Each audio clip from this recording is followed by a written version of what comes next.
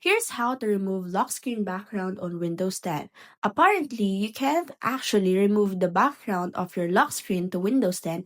However, you can just go ahead and change it. Go to the settings, press on lock screen, and then click on the browse photo or choose a photo settings.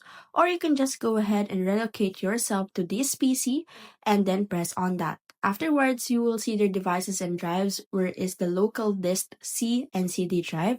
So what you need to do is to press on the local disk C on the devices and drives option.